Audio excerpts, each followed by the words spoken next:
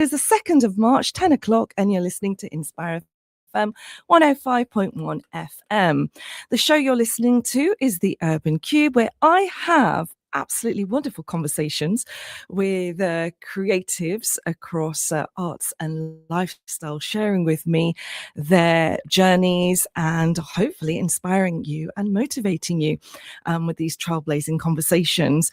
Now, it is Ramadan. We are into the second week of Ramadan already. It's going by very, very quickly. I hope you are having a blessed Ramadan. Please do keep us in your du'as, as always, in this blessed month. And in particular, my show and my guests who are joining me specially on this Ramadan special series that I'm doing. Now, I'm joined by an extraordinary guest whose work I have followed for years. I would say somebody who I actually admire in the profession as well, who's really definitely paving the way in media and television behind the cameras. Now, I am with them all the way up until 11 o'clock. If you have any questions that you would like to ask them, please feel free to do so on 07779 481822. Now, you can also catch them on Facebook Live as well. Leave any comments that you wish to do so.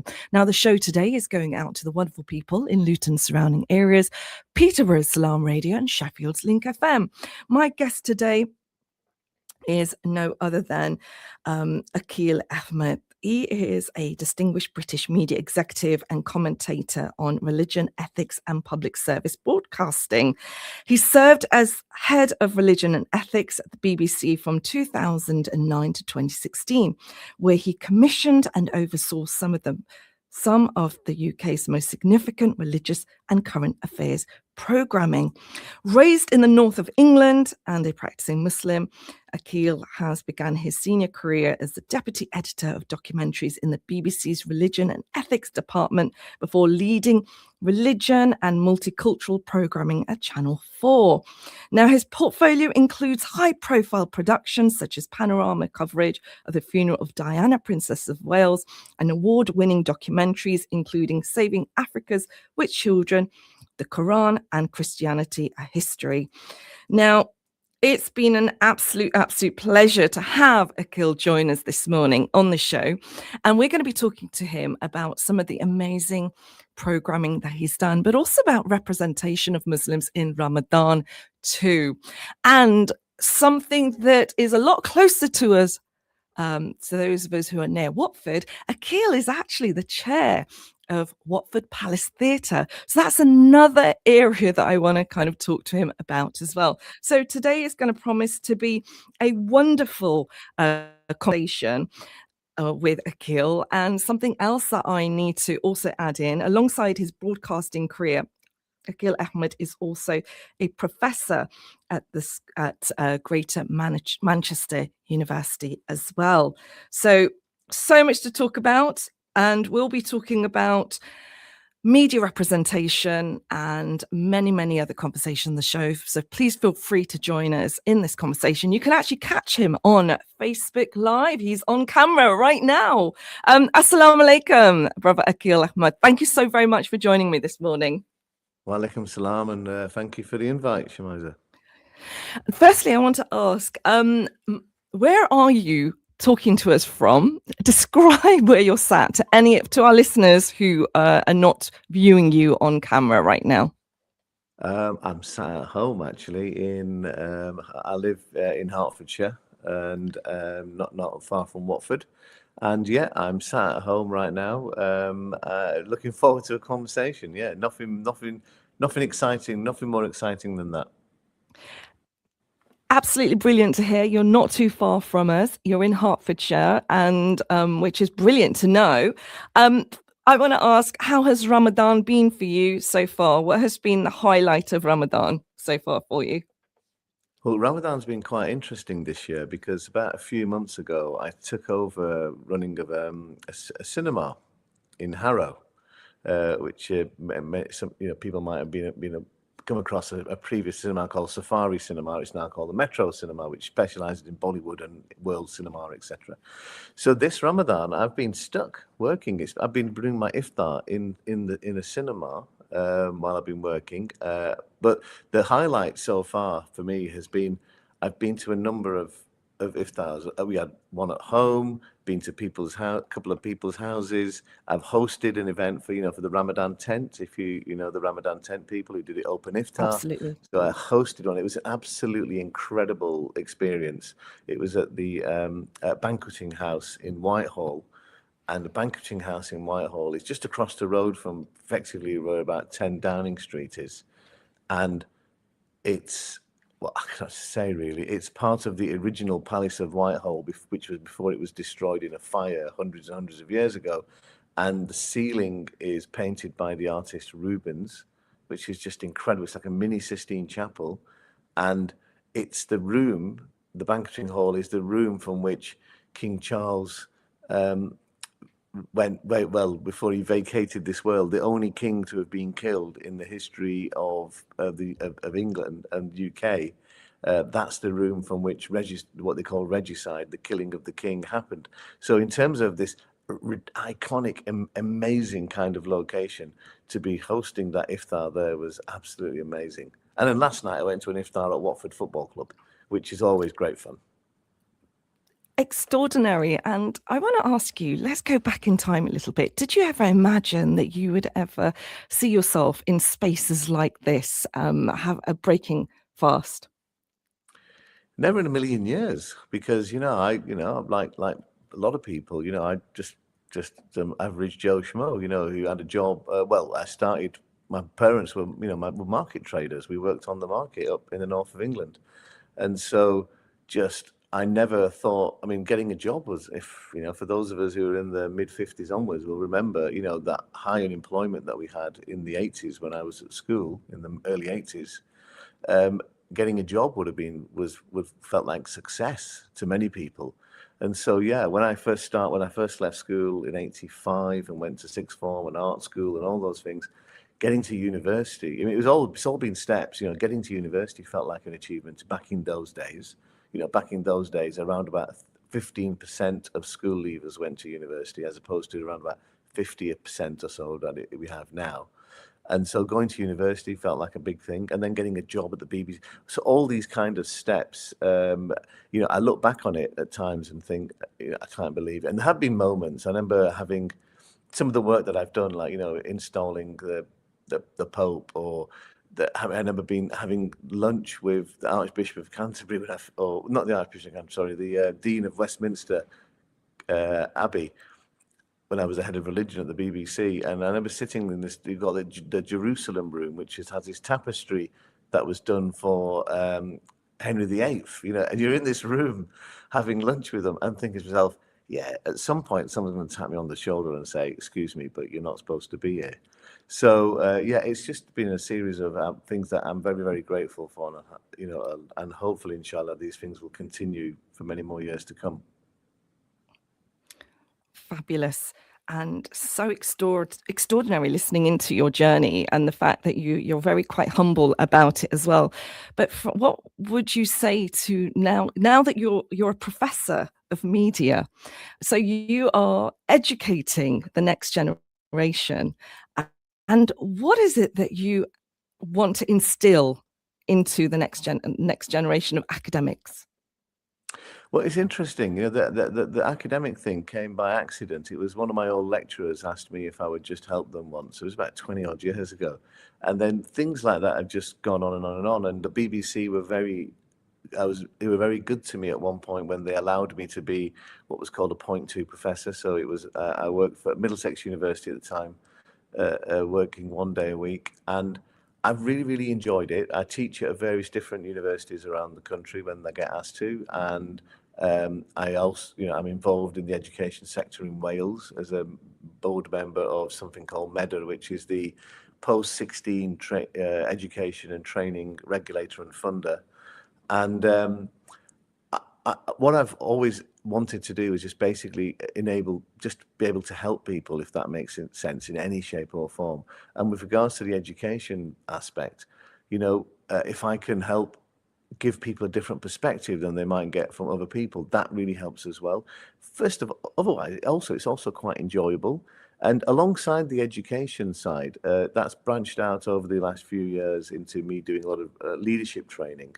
So there's an organization called Screen Skills, which is the premier training organization in the UK for people working in media and broadcasting and etc.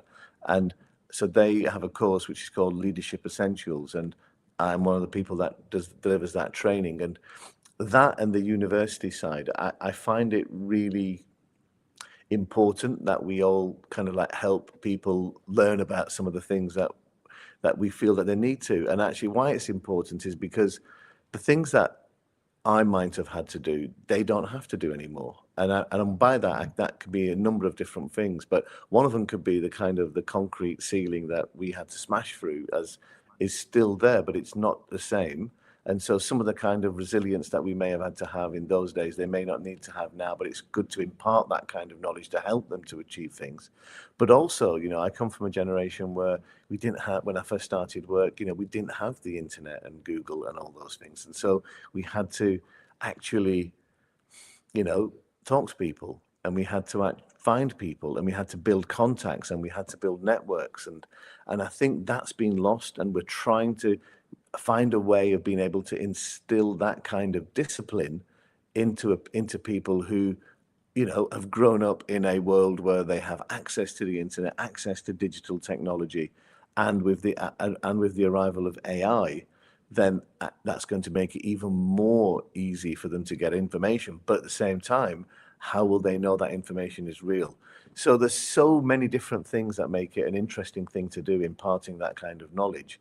And ultimately, you know, if you don't, what was the point in the first place? You know, you don't lift the drawbridge up when you get to a certain level, whatever that level might be. You should be helping people join you climb up that ladder as well. I want to kind of go back to when you were sort of at the first step of the ladder that we're speaking of. Where did this passion for media come from? And it really fascinates me because I can relate to the generation that you're talking about.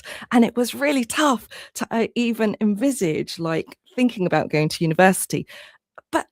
And university should have only been about medicine or law, but not media. So how did you get past that first hurdle? Well, it helped that my elder sister got a medical degree, so that my dad had ticked that box off. If I was joking, Fabulous. but yeah, no, I'm actually, you know, like a lot of people, I thought that, you know, in sixth form, I thought I was going to go and study law. Actually, do you know what?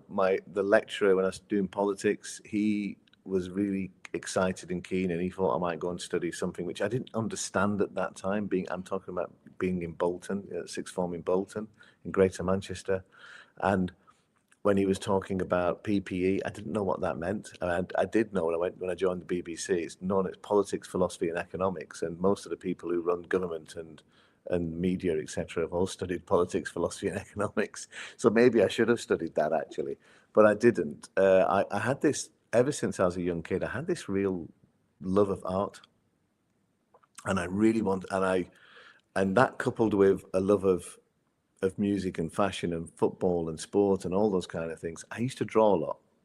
I used to draw record sleeves. I used to draw comics. I used to draw just anything I could draw of my favorite footballers. And I wanted to be a graphic designer. I knew what one of them was roughly. And eventually I plucked up the courage to apply to go to art school while I was at sixth form. And I got accepted to go and study graphic design at they had two offers, one to study art and design at where I lived in Bolton, and just up the road in Wigan, they had a specific course in graphic design, and I got a place there. And I can tell you now at my interview, I remember them saying to me, why do you want to be a graphic designer? There are no Asian graphic designers, because this is like 1985. And you know, not the kind of conversation anybody would be able to allow to have with you now, but that's what was said to me then in a nice way. Wow. And I remember saying to them, oh, I want to be the first. You know, and it really did feel that was a kind of, whether that was the truth or not, probably not, but that's what it felt like when you're a young little kid in a place like Bolton, that there's nobody else doing something like this, so you will be the first. And when I got offered a place, and I do remember panicking and worrying about how am I going to tell my dad. And when I told him, he was fine, and not the opposite of what I thought he was going to be. And his exact words were, you're going to be entering into a world that, none of us know anything about. He goes, but I'll tell you one thing, you'll have to be better than the average white person just to be able to be taken seriously, because, you can't be average, you're going to have to be good. And at art school, if any of you can remember a time before, it was all before computers. If anybody's horrified listening to this, it was a time before Apple Macs and all these things. And we did it all by hand. And then I remember in the last few weeks, someone brought in an Apple Mac, and I realized that what I was doing was absolutely useless. And so I went to then do some further study into what we call audio-visual studies, which was more electronic graphic design. And that introduced me to more in-depth into photography and video production, and kind of like realized that's what I really was interested in. Because, with graphic design, you were selling something, but with video production or, whatever, photography, video production, you could tell a story. And I wanted to tell stories about the world that was happening around me, or the world that was happening, the things that I cared passionately about, what are happening in the world. And so that's what I started to focus on. And I did apply to go to film school in London, and I got in. And at the time, there was only about 3 or 4 courses you could study film in the country. Now there's about 3,000 or 4,000 courses.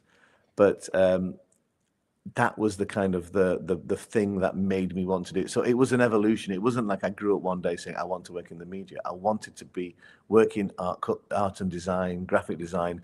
That then, because of early days of new technology, that morphed into learning about new technology, and then understanding, if I make little TV programs, whatever it may be, then I can shape the world. And then while I was at university, it's quite ironic considering the day we're in, these days we're in today. Iraq invaded Kuwait, and then the subsequent kind of desert storm that came afterwards was all while I was at university. And I started to make films about what was happening in Iraq and Kuwait and etc. And one of my lecturers knew somebody who was there was a Channel 4 program that was being made. They put me in. They said that we got this kid who could do this work experience, and my university allowed me to do that work experience while I was still studying for about 2 or 3 months, working on this Channel 4 show. And that's when I realized, I want to work in TV. I want to work in factual television. I want to be able to tell these kind of stories. These are the kind of things I want to do. And so I did nothing but try and get as many kind of work experiences while I was at university, because all I was thinking was, a market trader's son from Bolton, how is he going to get into this industry? Because I was meeting people in this industry while I was doing the work experiences and thinking, I'm not like them. I'm very different to them. And at that time, you also needed a union ticket, as they say. The union had to give you access to the jobs as well. And it felt like it was a never-ending cycle of trying my hardest. But by the time I graduated, I had quite a bit of work experience, and I applied for a job at the BBC, and I got in. And it wasn't a fairy tale. It took a lot of hard work to get there. Some of it planned, but some of it accidental. But also a lot of tenacity. And I love the fact that you describe yourself as the market trader's son from up north, because there's a lot of hustle that's required to that, and a lot of graft. And I'm sure that the traits that your father had kind of built or taught you worked in good stead. Folks, if you've just tuned in, you are listening to the Urban Kube with me, Shemiza. The time is 19 minutes past 10, and I'm joined by no other than Aqil Ahmed this morning, who is an extraordinary individual sharing his life and his legacy with me on this Ramadan special show. If you've got any questions, folks, feel free to contact us on 07779 481822, or leave your comments on the Facebook Live for Inspire FM, where you can actually see Aqil on there as well. Aqil, I'm just kind of blown away by your journey, and I'm really glad that you've kind of gave us a bit of an insight into the experience that you've had. And one thing for sure is you really worked for where you've got, and it wasn't easy. And work experience seemed to have been quite key in this transition that you had. What would you then say to young people or individuals listening in who want to kind of follow a similar path regarding work experience? How do they need to kind of make those connections? What's the best way forward? That's a really good question. I mean, I really think that that's the key for many people trying to break down barriers is actually you cannot have it's becoming harder and harder because you don't stand out as much now as you might have done in the past. Absolutely. You know, I would have, I mean, there's no getting around it, right? People like myself, my colleagues that are of a similar age to me, we probably stood out when we first got into the, media because we'd studied courses that maybe other people hadn't studied. And, there was we were the first that probably there was a generation in the late 80s onwards who were the first generation of British Asians who came into work in television and newspapers, etc. So we did stand out. Now, that's not the case for everybody now. It's very hard to stand out now because, well, everyone's got a degree, it feels like, and also that's not such a big deal. And actually, an Asian working in any field these days is not a big deal at all, not in any shape or form. So standing out isn't the same thing. But having experience, having something to talk about, having the knowledge that people think, oh yeah, this is a person that really is interested, that can make you stand out now. So one of the things that I often really try and talk to people about and help them with is to say you need as much experience as you can. And this is for any field. We're not just talking here now about the media. This can be for any kind of industry that somebody wants to work in. You have to have, if you're a student, it isn't enough now to get a good degree. It's not enough to get A levels to get you onto a good degree now, often. So when I'm talking to people who are applying for university, I'll use some of that university experience that I've had and also the kind of high level governance of university experience that I've had to say to people sometimes, listen, even getting the right A levels isn't enough because sometimes you're in a you got to think of yourself as always in a competition.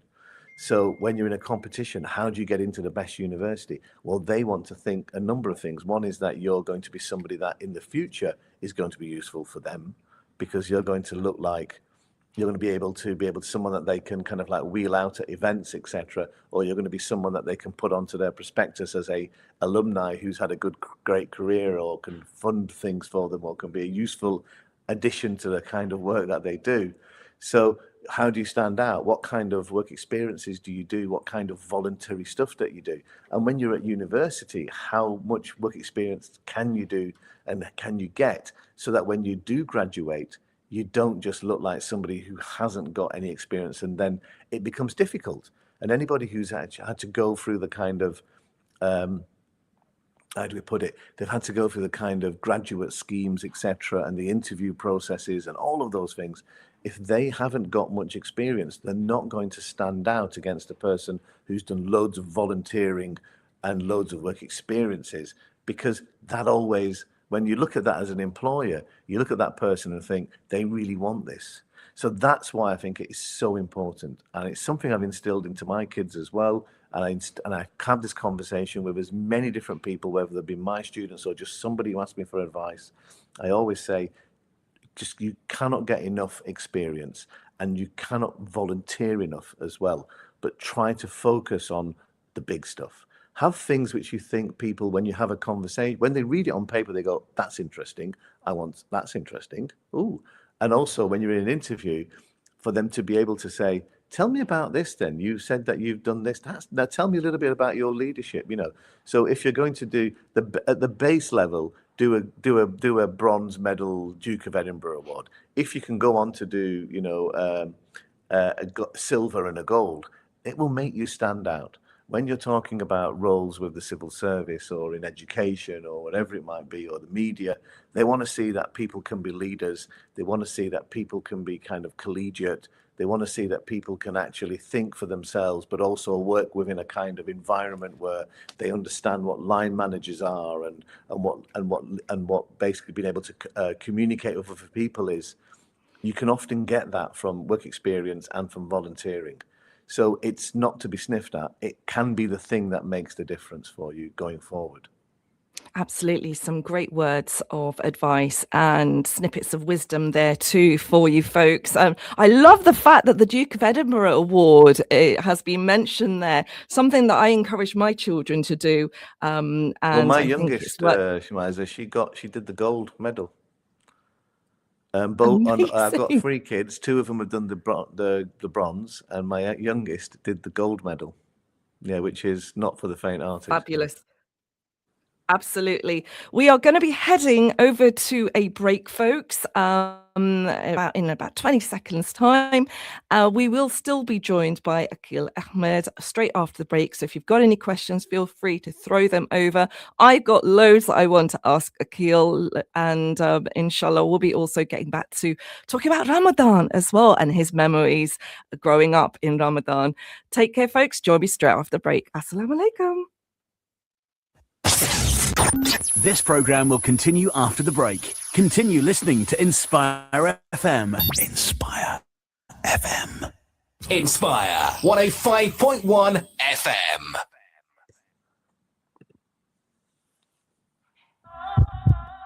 Inspire FM. Making the best of your Ramadan.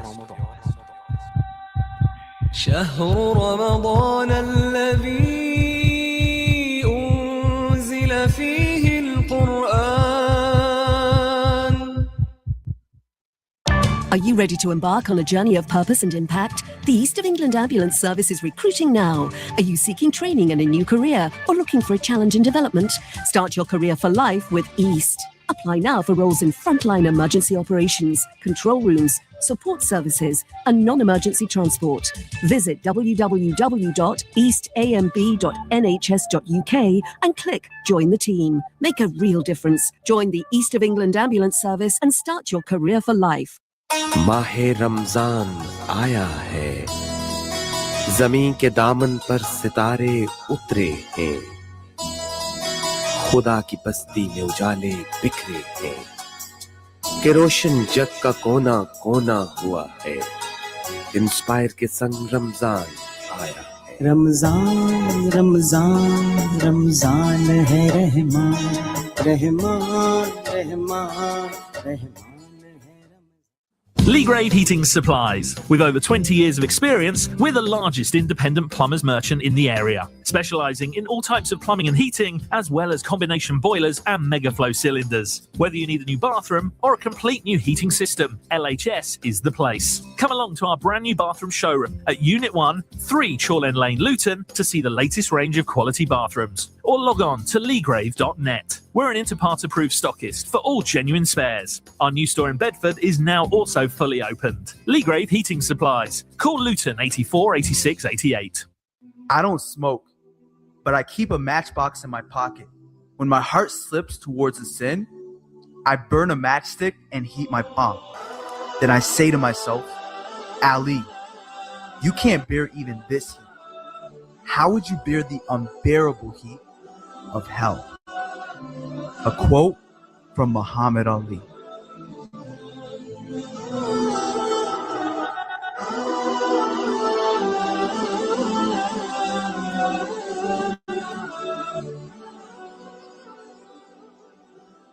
Can you imagine a child growing up without the love and protection of their parents? Over 39,000 children in Gaza have lost one or both parents in the most brutal circumstances, and many of them have permanent injuries. Agos UK Al Khidmat Foundation has launched its Gaza Orphan Care Programme. Sponsor an orphan in Gaza for £42 per month or at agosuk.org.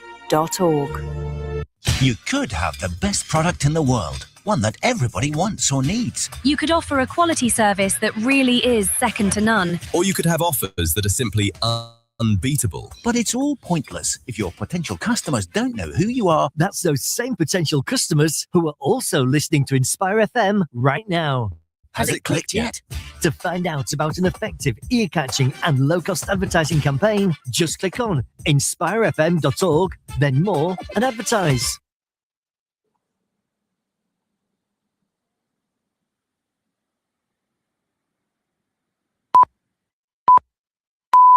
From the studios of Inspire FM, the time is now 10:30.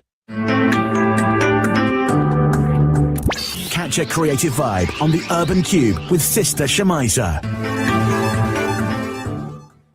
Good morning and assalamu alaikum. It is 10:30, 2nd of March, and you're listening to the Urban Kube with me, Shemiza, taking you all the way up to 11 o'clock this morning. Thank you so very much for staying with me on this very inspiring, motivating show brought to you this morning on Monday. Now, you are listening to Inspire FM 105.1 FM. We are going out to the wonderful people listening across Luton surrounding areas, Peterborough Slam Radio and Sheffield's Link FM. We are also on Facebook Live as well, where you will actually get to see my tremendous guest this morning, who has been with me since 10 o'clock. And if there's any conversations that you've missed out, you can go back onto the listen back link and also scroll by Facebook too, and feel free to leave any questions that you have on 07779 481822 or on Facebook, the Inspire FM Facebook page as well. Now, this morning I have the absolute pleasure of being joined by a very notable guest on my special Ramadan series. It is no other than Aqil Ahmed. He is a former head of religion and ethics at the BBC 2009 to 2016 and a leading voice on religion, media and public service broadcasting. He previously led religion and multicultural programming at Channel 4, commissioning acclaimed documentaries and major national coverage. He's presently a professor at Greater Manchester University, and he's the chair of Watford Palace Theatre. Gonna have to give a whoop to that. And a sought after speaker, he offers thoughtful insights on ethics, diversity, and the future of broadcasting in the digital age. And it's an absolute pleasure to having him join us live this morning. Assalamu alaikum, Aqil. Wa alaikum salam. Thank you so very much for joining us this morning from Hertfordshire, which is not too far away from us. And I gave a bit of a whoop when I read out shared one element of your bio, and that is that you are the chair at Watford Palace Theatre. And that makes me very happy because as a theatre maker myself, and this is what this show is also about. The arts and lifestyle show is also about encouraging creativity with our Muslim and non-Muslim listeners. So tell us how that came about. Well, yeah, it's a very good question. I've been asking myself that quite a bit recently. No, I've been on a number of boards. I've always been, that's another thing, we talked earlier on about kind of, volunteering and work experience, etc. It never stops, and I've enjoyed being on a number of boards, whether they be kind of in education, in media, in regulation as well, and in the arts. And, I was involved with a literature festival for a number of years and really enjoyed that, and it was another side of the kind of cultural and artistic bent that I had throughout all of my kind of like career from being a schoolboy onwards. And I'd always said no to chairing things because I'd chaired a couple of things in the past, and they do take up quite a bit more time. Some of the boards that I sit on now are voluntary ones, and some of them are ones where I get paid as a non-executive director.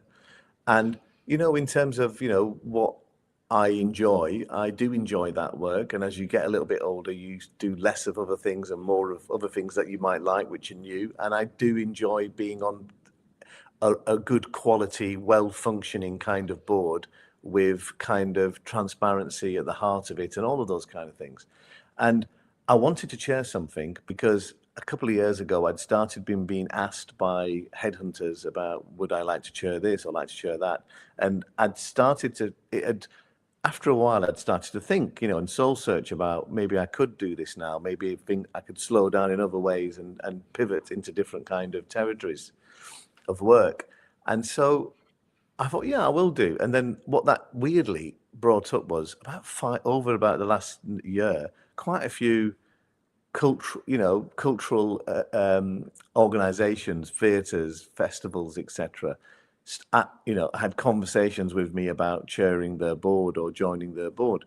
And when I saw, I can't remember now if I was approached or if I saw the Watford Palace Theatre, but immediately I thought, I know that theatre. And at the time I had 2 theatres in East, one in East London and one in the north of England, I was having conversations with about whether or not I could be the chair of the theatre. But I kept on thinking, this is one that actually is, I know, and one where I've been to. I took my kids to watch things there. I've been to that place. I've been there with the BBC, in fact, as well. I walk past it. I park round the corner from it, all of those kind of things. I have a real connection to it. And the more I thought about it, the more I thought, I want to do this, actually. And so we went and I applied formally. I had a formal, interview, which went really well, and we all got on really well. And then, to my shock, they said, we'd love you to do this. And I think I formally took over as the chair last September. And it's not without its challenges, I will be honest with you. It's very challenging. We're in a challenging area now as you know very well, for arts and culture, with funding and Indeed. with the cost of living crisis and with energy prices, quite frankly, going through the roof. So that has a knock-on effect on the kind of the costs that it takes to run something like a theatre. And then there's the whole thing about, taking risks, and we are outside of London, but as you know, with Luton as well, but Watford is even closer. You're actually literally in London, but you're not actually technically in London. So it becomes difficult and complicated then, because, are you too close to London to do the kind of same performances that people can get in London? Or does being close to London mean that people from London will come to watch your plays? So it's quite an interesting thing. And what I'm helping them with as well is we're looking at the kind of governance that we've got. We're looking at future proofing. If you guys in Bedfordshire might have had a sneak look over your shoulders at what's happening in Hertfordshire and all the changes that are happening with regards to the restructuring of local government in Hertfordshire. That is something that we're going to have to navigate over the next year or so. Funding changes, maybe the way the Arts Council operate will be different going forward. We don't know. All of these kind of things we're going to have to navigate at a time when we want to also be really, really creative. And we have an incredible creative director, chief executive, Steve Marmion, who came from the Soho Theatre in London. So he's, this is a guy who's at the real deal, and we want to help him, but at the same time, we have to be financially prudent as well in very difficult times. So the challenges of it are really exciting, and what they do is they give you a skill set as well, and it's a skill set that you don't know where that skill set may go in the future. This is not necessarily like work experience for me at all, because it's an on-the-job thing, but I'm learning as I go along, and I really care about art and culture. Because I think without it, we have what is left, and if we live in a world with AI coming in as well and all those things, if we live in a world where people don't engage their brains with thinking and just pleasure and being challenged through art, literature, film, moving image, music, whatever it might be, then I think that would be a backward step. And so I want to help to do that in some shape or form. And what better thing than to do it in a place that you know really well and care about? Indeed. I mean, I'm quite delighted to hear your conviction and passion for arts and culture, and this is what this show is all about, in making sure that we introduce our listeners to all these wonderful opportunities that are available to us at our doorstep, and it's just so wonderful to hear that somebody of your caliber is the chair of a notable space like Watford Palace Theatre, and I hope you will transcend towards Luton as well and help add your sparkle to our town here too. Inshallah. Now I want to ask about representation, because this is key. It's definitely key, and making sure that the arts and cultural space, the theatre space, the television space, and the film space, I mean, you are across all of these landscapes. What is it that you're wanting to kind of put into place more of then in this space that you are presently at? Well, I think it's a it's a good thing to ponder because we have to understand what demographics, we have to understand socioeconomics. None of these things happen just because it's a nice thing to have. So, for instance, when you think about something like the Watford Palace Theatre, for instance, if you were to have a conversation maybe 10, 15 years ago, the community would be very different to what it is today. And I've had these conversations with with the elected leadership in Watford as well. And that is, we've seen significant demographic change. People have moved out from various different areas and they've discovered, they're discovering Hertfordshire, Bedfordshire, areas like this, because, particularly post-COVID, then people don't necessarily need to go and live and work too close to where they work, so they can live a little bit further out. So things have changed. And also because of migration, things have changed as well. And so we have more people living in places like Watford than would have been the case 15 years ago. And we have different people.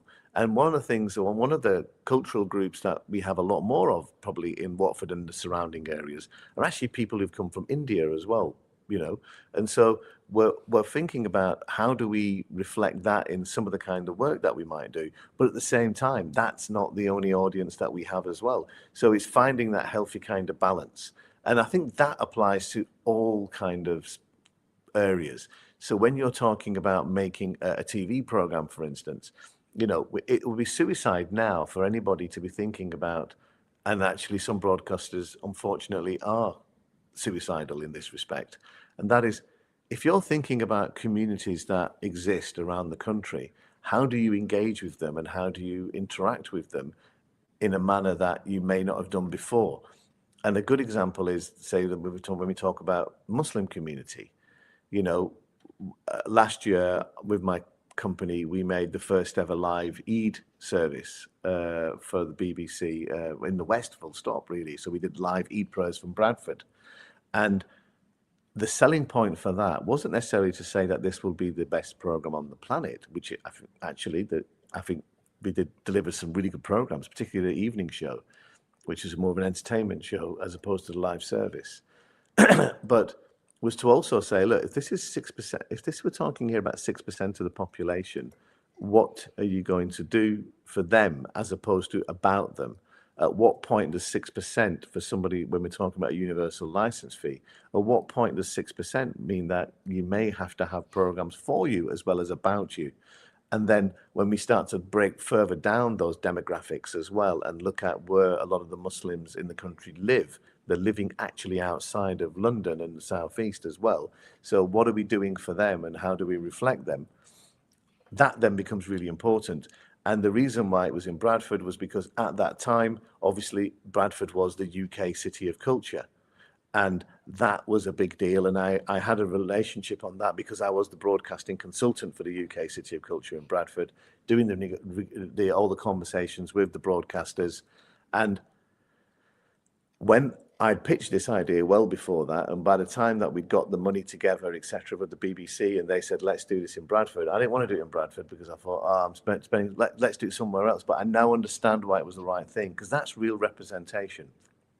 When you normally saw programs about Bradford, it was quite negative. Now, if you look at the whole year of programming, because of the fantastic UK City of Culture, we delivered programs about Bradford on Songs of Praise, on Antiques Roadshow, on Country File, or there was the drama Verdi, there was our BBC Eid programming, there was I could go on and on. There was a Sunday brunch on Channel 4, there was This Morning on ITV. Everybody did some fantastic things, and what you saw was a different side to Bradford than you might have seen before. So representation really makes a difference, but you have to find a way of selling it often to people who have perceptions, whether that be the executives or even the audience.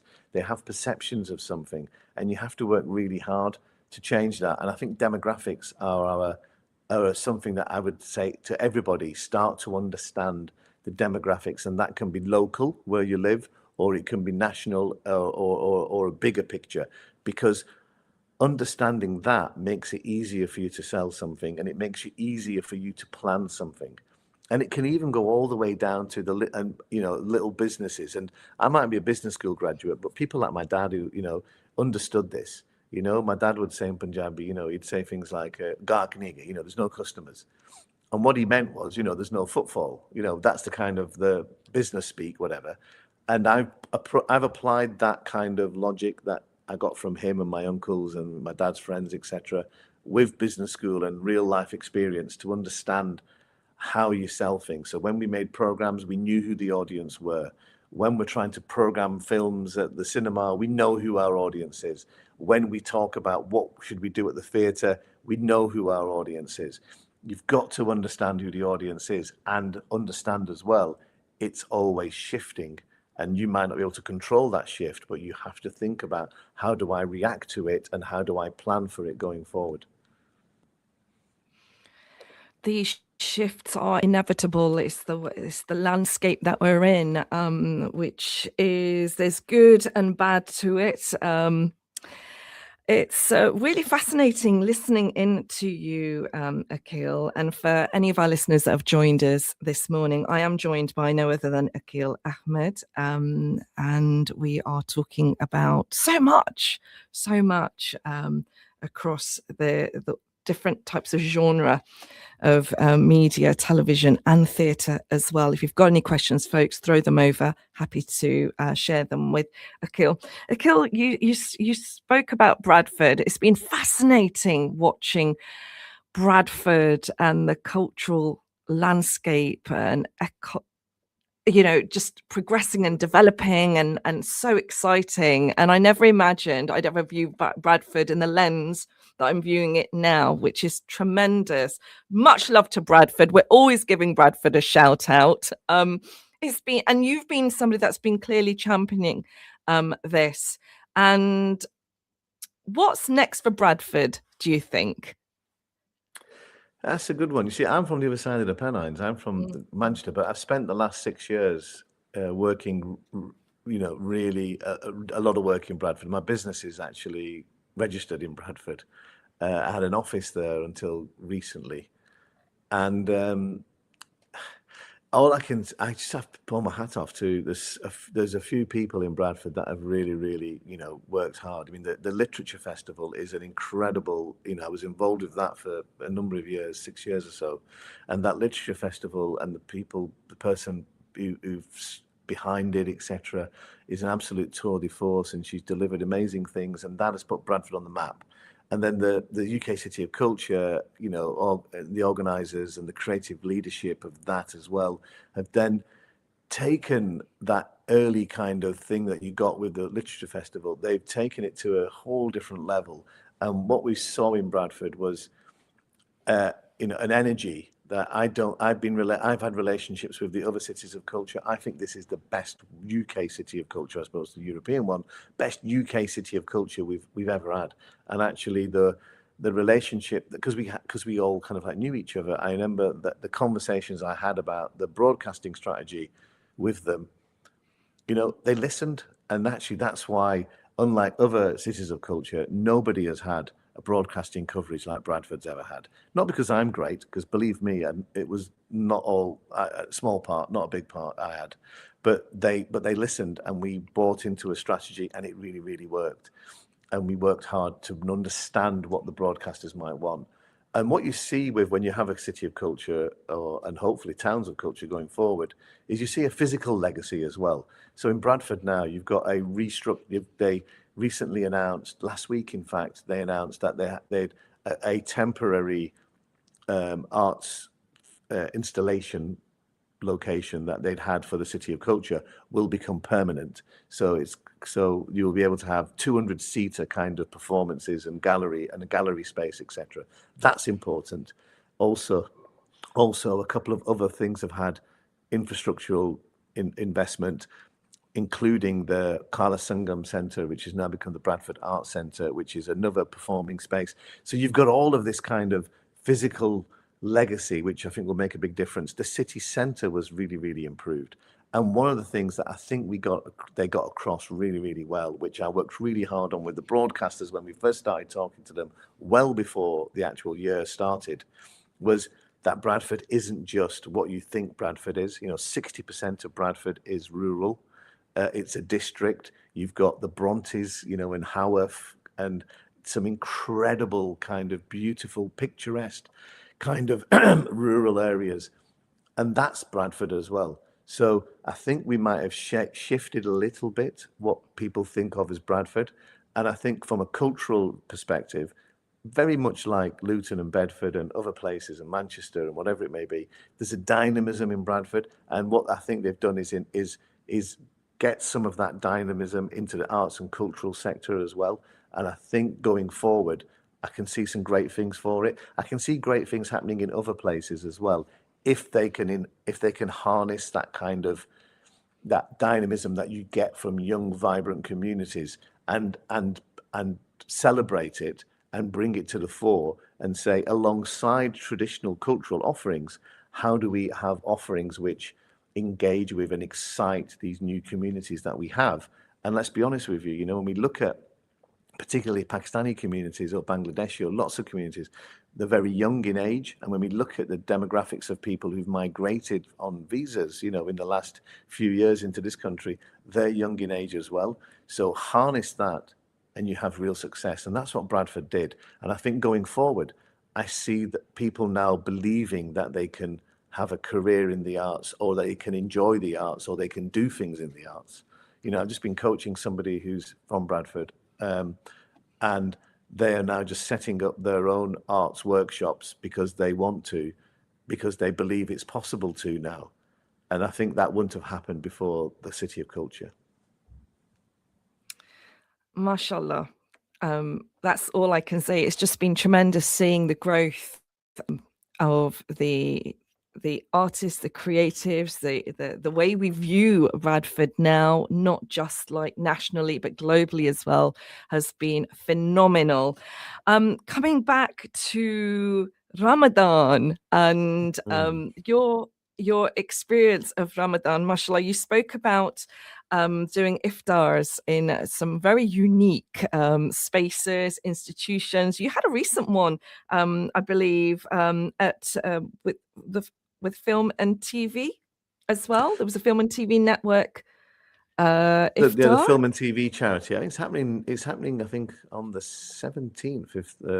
We've not had that, so we've just announced it. So yeah, so with so the film and TV charity is it's been going for well over 100 years. It's an old organisation and know them quite well, and I've done a lot of work with them over the last few years. And the CEO is a great person as well that I've known for many years. And we had a conversation a few years about doing an iftar, and they've been doing it for the last, I think this is like the third or the fourth one now. And what we do is bring together people who are working in film and television and cinema in the UK who are from a Muslim background, and we just have a iftar in their headquarters, which are in Soho in central London. And it's just a nice thing to do. It's the right thing to do. It's you can't move for iftars now. Everyone's doing them, but there was a time when they weren't. And I just think that the more we kind of, it's an interesting one, you know. If you're a Muslim, we all know that, you know, Eid al-Adha is, I wouldn't say more important, but it's the bigger of the two Eids. But because Ramadan has become part of the calendar in the UK. You know, there's some people who won't like that, but the fact of the matter is, it has become part of the calendar. And the iftar is something that we can share with people because it's all about sharing something. And food is a great leveler. It's a great way of getting people to engage with people. And I think we should embrace it, the whole iftar thing. We shouldn't be dismissive of it. It's going to be very different. We have to think about it. And that's why the Ramadan tent, the open iftar people, I'm really impressed by the thinking that they had, which is they shifted it from doing it every day to doing multiple events across Friday, Saturday, Sunday, because they know it's a struggle for people to get there from work now to actually attend an iftar because it's getting earlier and earlier. And so we have to understand that, move with the times in terms of the physical times, you know, the way the time's getting earlier and earlier every day, every year. But also understand this is an amazing thing. So we're doing that with a film and TV charity. You know, as I said, went to one at Watford Football Club yesterday, which they hosted on behalf of the Watford Muslim Youth Centre, which is being built. All of these kind of things, I think, are really important. if I'm brutally honest with you, there are times when I'd rather just have my iftar at home, or iftar, you know, because you never, when I'm at some of these events, I never drink enough and I get a headache. I never eat enough. And I remember when, you know, my kids won't come with me to some of the iftars that I go to because they said they don't get enough food, and it ends up costing me money buying them food afterwards. But it's all part of it, isn't it? I love it. Ramadan is a great time. One, because of the spiritual reflection that we can have, but also that camaraderie that we get because of iftar. The amount of times I've broken iftar with strangers. I mean, last year I remember walking through a street in central London. I'd just come from a meeting. I was walking through the street and then someone just stopped me and said, "Assalamu alaikum, brother. You must be a Muslim." And he gave me a date and he said, "It's time to break our fast." And we just broke our fast in the street. And you don't get that in any other time of the year, do you? And I think we should embrace it and celebrate it and cherish it. And thank you so much for sharing that beautiful moment that you had with an absolute stranger. And this is what Ramadan is all about: kindness, giving, and spiritual fulfillment. Thank you so much, Aqil. It is the end of the show now. It's been a pleasure having you. That was the wonderful Aqil Ahmed. It is the end of the show. And from all of us, Ramadan Mubarak. Coming up next,